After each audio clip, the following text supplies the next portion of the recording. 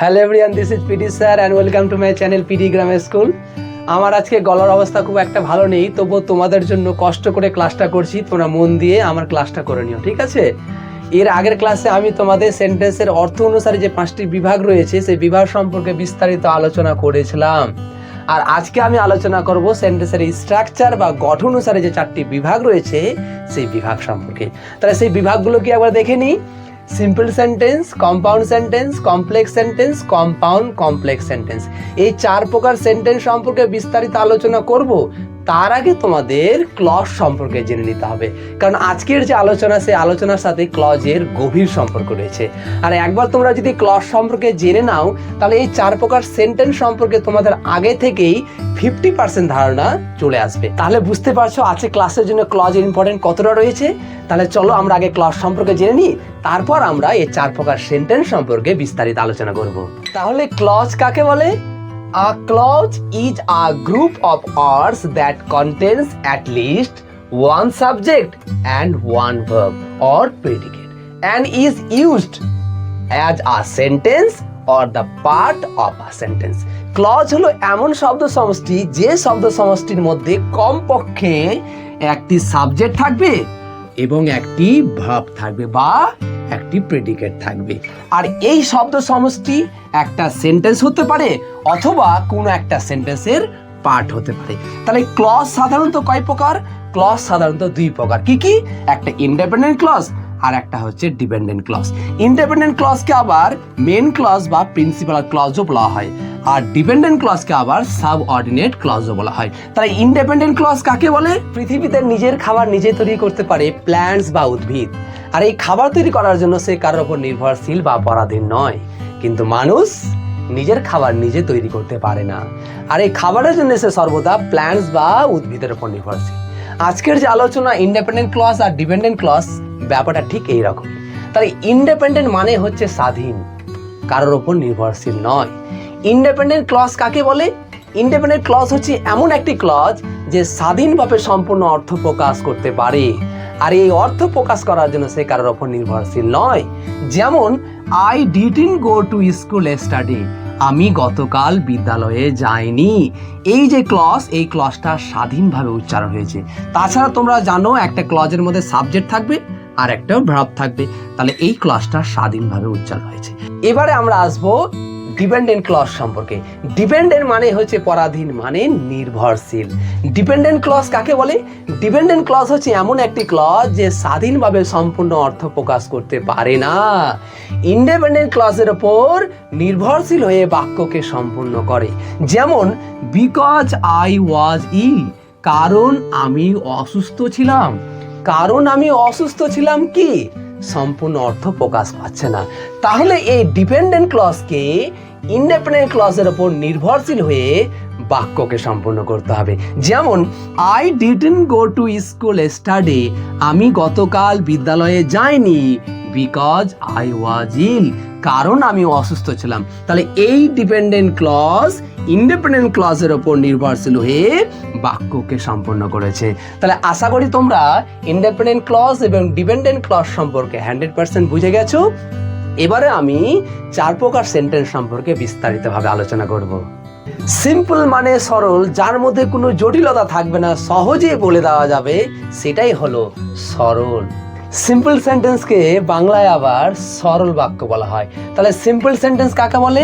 যে সেন্টেন্সে একটি মাত্র ইন্ডিপেন্ডেন্ট ক্লজ থাকে তাকে বলা হয় সিম্পল সেন্টেন্স বা সরল বাক্য।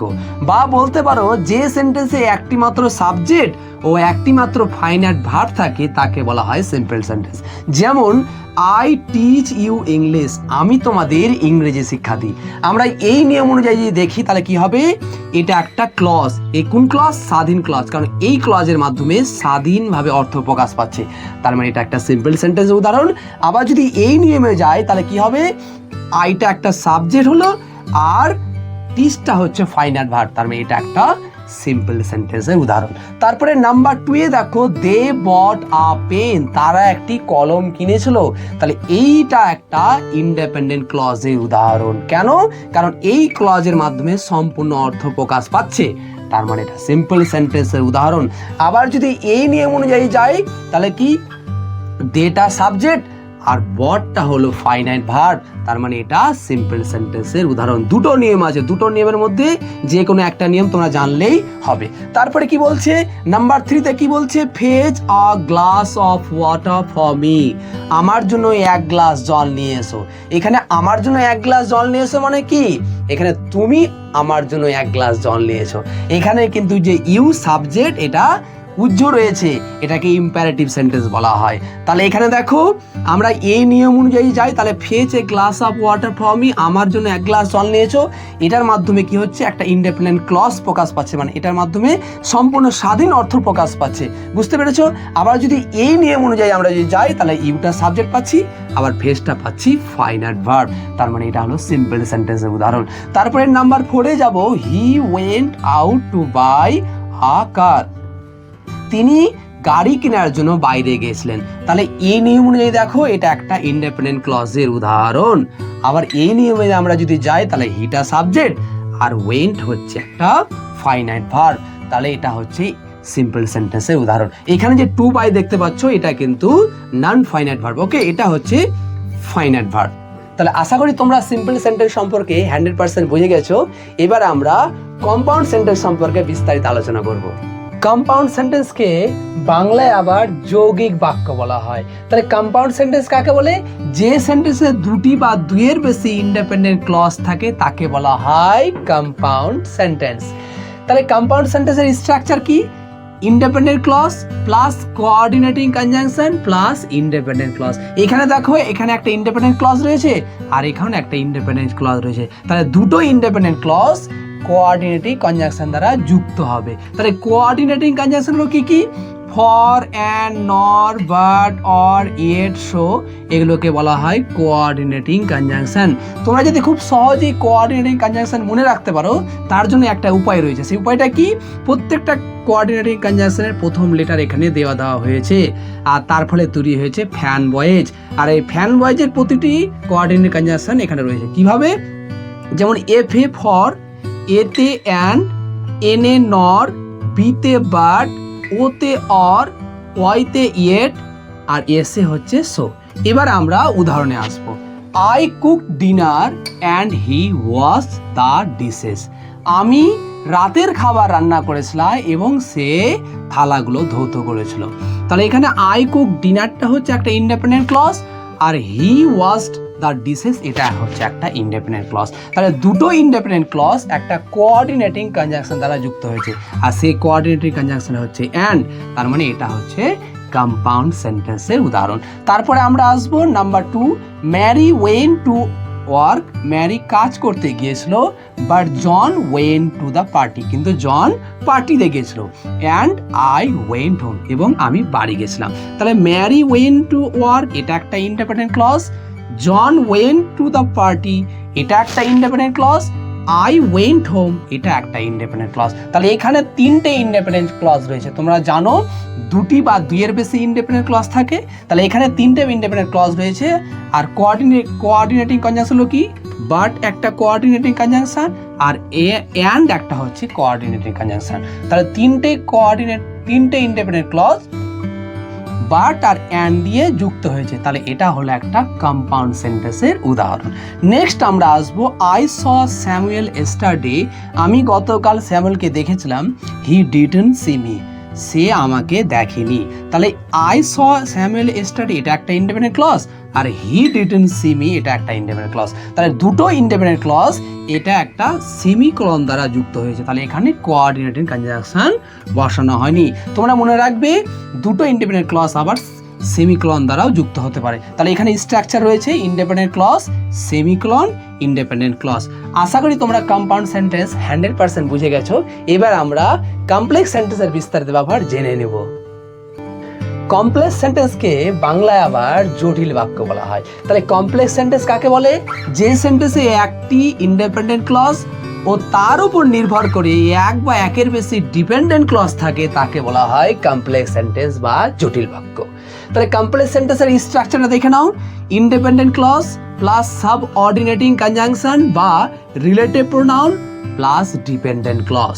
তাহলে আমরা বুঝতে পারলাম যে কমপ্লেক্স সেন্টেন্সের স্ট্রাকচার একটা ইন্ডিপেন্ডেন্ট ক্লজ থাকবে আর এক বা একের বেশি ডিপেন্ডেন্ট ক্লজ থাকবে, আর ইন্ডিপেন্ডেন্ট ক্লজ আর ডিপেন্ডেন্ট ক্লজ সাবঅর্ডিনেটিং কনজাংশন বা রিলেটিভ প্রোনাউন দ্বারা যুক্ত থাকবে। তাহলে ব্যাপারটা হচ্ছে যে সাবঅর্ডিনেটিং কনজাংশন কি? সাবঅর্ডিনেটিং কনজাংশন অনেক রয়েছে, কিন্তু পরীক্ষায় যে সমস্ত কনজাংশন তোমাদের বেশিরভাগ আসে সেই কনজাংশনগুলো আমি দিয়ে দিয়েছি, সেটা দেখে নাও। After, all the, as if, because, before, since, then, the, unless, until, while, এগুলো হচ্ছে সাবঅর্ডিনেটিং কনজাংশন। রিলেটিভ প্রোনাউনগুলো কি? Who, when, where, that, whom, which, whom. তাহলে চলো এবারে আমরা উদাহরণে দেখে নিই। We missed the plane because we were late. আমরা প্লেনটি মিস করেছিলাম কারণ আমাদের দেরি হয়ে গেছিল। তাহলে we missed the প্লেনটা এটা একটা ইন্ডিপেন্ডেন্ট ক্লজ, আর বিকজ উই ওয়ার লেট এটা হচ্ছে একটা ডিপেন্ডেন্ট ক্লজ। তাহলে এখানে একটা ইন্ডিপেন্ডেন্ট ক্লজ থাকবে, এখানে একটা ডিপেন্ডেন্ট ক্লজ থাকবে, আর এটা আবার সাবঅর্ডিনেটিং কনজাংশন দ্বারা যুক্ত থাকবে। তাহলে বিকজটা হলো একটা সাবঅর্ডিনেটিং কনজাংশন। তার মানে এই সেন্টেন্সটা কমপ্লেক্স সেন্টেন্সের উদাহরণ। নেক্সট কি বলছে? The train had left the station before I reach there. রেলগাড়িটি স্টেশন ছেড়ে চলে গেছিল আমি সেখানে পৌঁছানোর আগেই। তাহলে the train had left the station এটা একটা ইন্ডিপেন্ডেন্ট ক্লজ, আর বিফোর আই রিচ দেয়ার এটা একটা ডিপেন্ডেন্ট ক্লজ। আর ইন্ডিপেন্ডেন্ট ক্লজ আর ডিপেন্ডেন্ট ক্লজ একটা সাবঅর্ডিনেটিং কনজাংশন দ্বারা যুক্ত থাকবে। তাহলে এখানে বিফোরটা হলো একটা সাবঅর্ডিনেটিং কনজাংশন। তার মানে এই সেন্টেন্সটা হলো কমপ্লেক্স সেন্টেন্সের উদাহরণ। তারপরে দেখো কি বলছে? He is the man who was fighting with me. সেই মানুষ যে আমার সঙ্গে লড়াই করছে। তাহলে হি ইজ দ্য ম্যানটা হলো একটা ইন্ডিপেন্ডেন্ট ক্লজ, আর who was fighting with me এটা হলো ডিপেন্ডেন্ট ক্লজ। তাহলে এটা ইন্ডিপেন্ডেন্ট ক্লজ আর এটা ডিপেন্ডেন্ট ক্লজ। আর ইন্ডিপেন্ডেন্ট ক্লজ আর ডিপেন্ডেন্ট ক্লজকে কি দিয়ে যুক্ত থাকবে? কি দিয়ে যুক্ত থাকবে? এটা রিলেটিভ প্রোনাউন দিয়ে যুক্ত থাকবে। তাহলে হুটা হলো এখানে একটা রিলেটিভ প্রোনাউন। তার মানে এটা হলো একটা কমপ্লেক্স সেন্টেন্সের উদাহরণ। আশা করি তোমরা কমপ্লেক্স সেন্টেন্স সম্পর্কে 100% বুঝে গেছো। এবার আমরা কম্পাউন্ড কমপ্লেক্স সম্পর্কে বিস্তারিত ব্যাপার জেনে নেব। কম্পাউন্ড কমপ্লেক্স সেন্টেন্সকে বাংলায় যৌগিক জটিল বাক্য বলা হয়। তাহলে কম্পাউন্ড কমপ্লেক্স সেন্টেন্স কাকে বলা হয়? যে সেন্টেন্সে দুটি ইন্ডিপেন্ডেন্ট ক্লজ ও একটি ডিপেন্ডেন্ট ক্লজ থাকে তাকে কম্পাউন্ড কমপ্লেক্স সেন্টেন্স বলা হয়। তাহলে কম্পাউন্ড কমপ্লেক্স সেন্টেন্সের স্ট্রাকচারটা দেখে নাও। Independent clause plus subordinating conjunction plus dependent clause plus coordinating conjunction plus independent clause. তাহলে এখানে দেখো একটা ইন্ডিপেন্ডেন্ট ক্লজ রয়েছে, এখানে একটা ইন্ডিপেন্ডেন্ট ক্লজ রয়েছে, আর এখানে রয়েছে একটা ডিপেন্ডেন্ট ক্লজ। তাহলে এই দুটো ইন্ডিপেন্ডেন্ট ক্লজ আর একটা ইন্ডিপেন্ডেন্ট ক্লজ সাবঅর্ডিনেটিং কনজাংশন আর কোঅর্ডিনেটিং কনজাংশন দ্বারা যুক্ত হয়েছে। আর তোমরা সাবঅর্ডিনেটিং কনজাংশন আর কোঅর্ডিনেটিং কনজাংশন উদাহরণ জেনেছো, এর আগে তোমাদের বলেছি। তো চলো এবার আমরা এক্সাম্পলগুলো দেখে নিই। তাহলে we miss the plane because we were late so we took our train. আমরা প্লেনটা মিস করেছিলাম কারণ আমাদের দেরি হয়ে গেছিল, তাই আমরা একটি ট্রেন নিয়েছিলাম।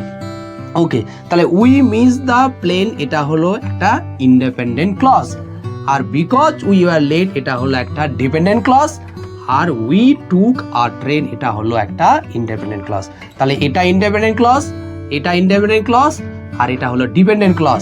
তাহলে দুটো ইন্ডিপেন্ডেন্ট ক্লজ একটা সাবঅর্ডিনেটিং কনজাংশন আর একটা কোঅর্ডিনেটিং কনজাংশন দ্বারা যুক্ত হয়েছে। তার মানে এটা হলো একটা কম্পাউন্ড কমপ্লেক্স সেন্টেন্সের উদাহরণ। তারপরে নাম্বার 2 দেখো, the train had left the station. রেলগাড়িটি স্টেশন ছেড়ে চলে গেছিল before we have reach there, সেখানে আমরা পৌঁছানোর আগেই। And another train came after an hour, এবং অন্য একটা ট্রেন 1 ঘন্টা পর এসেছিল।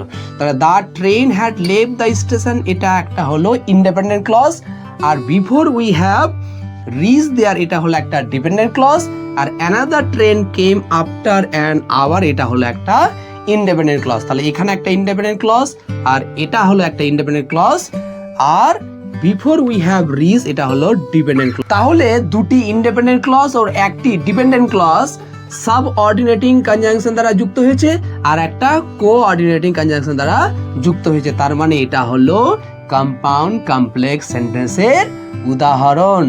আজকে ক্লাসটি করে তোমরা ঠিক কতটা বুঝতে পেরেছো এটা জানার জন্য আমি তোমাদের একটা হোমওয়ার্ক দিচ্ছি।